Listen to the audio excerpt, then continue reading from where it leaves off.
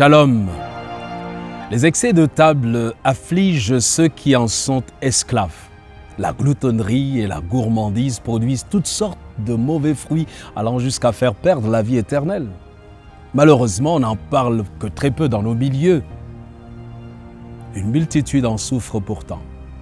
Et comme l'affirme ce proverbe québécois, la fourchette tue plus de monde que l'épée. En d'autres termes, les victimes de la nourriture sont plus nombreuses que les victimes de toutes les guerres de l'histoire. La satisfaction d'un appétit pervers constitua le premier péché, et c'est le péché dominant qui a déchaîné les passions des antédiluviens et qui avait amené la corruption générale. La parole de Dieu nous dit « Or les œuvres de la chair sont manifestes. Ce sont l'envie, l'ivrognerie, les excès de table et les choses semblables. Je vous dis d'avance, comme je l'ai déjà dit, que ceux qui commettent de telles choses n'hériteront pas le royaume de Dieu. » Galates chapitre 5, verset 21. Ce fut la gourmandise qui fit perdre le jardin d'Éden à nos premiers parents. Pour le reconquérir, la tempérance en toutes choses a plus d'importance qu'on ne le pense généralement. C'est un péché que de montrer un excessif laisser-aller dans le manger et dans le boire. La gourmandise, tout comme la gloutonnerie, s'oppose à la compréhension de la vérité et elle paralyse les sens en émoussant la capacité de notre cerveau. Le glouton ne peut pas élaborer des plans efficaces parce que ses facultés spirituelles, mentales et physiques sont emprisonnées. En succombant aux excès de table, nous cessons de glorifier Dieu dans nos corps et dans nos esprits.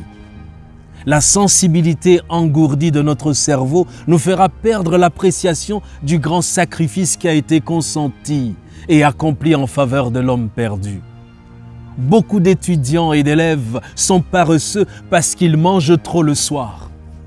Il y en a qui font des cauchemars et pensent qu'ils ont des problèmes spirituels alors qu'ils ne sont que victimes des excès du manger.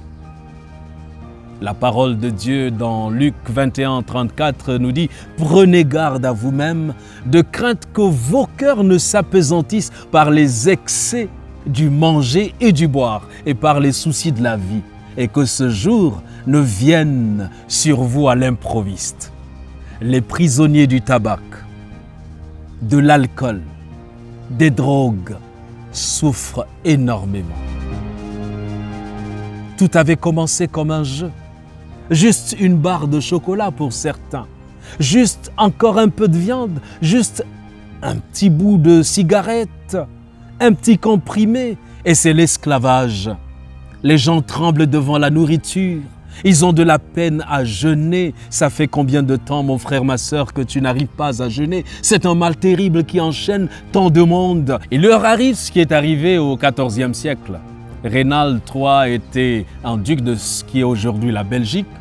À la suite d'une violente querelle entre lui et son frère cadet Édouard, Édouard a capturé Rainald et a construit une pièce autour de lui avec des fenêtres et une porte et lui a promis que le jour où il quitterait la pièce, son titre et ses biens lui seraient rendus. Le problème avec cet arrangement, c'était que Rainald avait un poids excessif et ne pouvait pas passer à travers les ouvertures de la pièce. Pour en sortir, Rainald devait perdre du poids. Malheureusement, Édouard, connaissant la voracité de son frère, lui envoyait des plats délicieux tous les jours. Comme vous pouvez l'imaginer, Rainald a grossi pendant ce temps. Et chaque fois que quelqu'un accusait Édouard d'être cruel, d'avoir cruellement traité son frère, il disait « Mais mon frère n'est pas un prisonnier, il peut partir quand il le veut. » Rainald est resté dans cette pièce pendant 10 ans et n'a été libéré qu'après la mort d'Édouard au combat. À ce moment-là, sa santé était tellement ruinée qu'il avait perdu la vie après une année. Il était prisonnier de son appétit. Les magazines qui proposent des régimes pour perdre des kilos se vendent très bien, mais n'apportent pas vraiment la solution. Pour tous ces prisonniers, il y a une issue. Jésus est venu libérer les captifs et en répondant à son invitation dans Matthieu 11, 28, vous aurez la vie en abondance. Venez à moi, vous tous qui êtes fatigués et chargés, et je vous donnerai du repos. Il faut se repentir. Il faut rechercher la liberté. Cette liberté spirituelle et cette délivrance sont possibles. L'idole de l'appétit doit être renversée, mais ce n'est pas par notre force. 1 Pierre chapitre 4 verset 3 dit « C'est assez en effet d'avoir dans le temps passé accompli la volonté des païens en marchant dans la dissolution, les convoitises, l'ivrognerie et les excès du manger, du boire et des idolâtres criminels. Reconnaissez votre péché et priez avec une personne de confiance. Appelez Dieu à l'aide pour créer en vous le vouloir et le faire selon son bon plaisir. Dieu est le premier appui qui ne vous décevra jamais. Il vous dira, comme il a dit dans 1 Samuel 25, 35, « Monte en paix dans ta maison, vois, j'ai écouté ta voix et je t'ai favorablement accueilli. » Et ce sera fait de cette obésité, de cette gourmandise et de cette idolâtrie de la nourriture. Tu seras enfin libre et tu vivras heureux. Que Dieu te bénisse.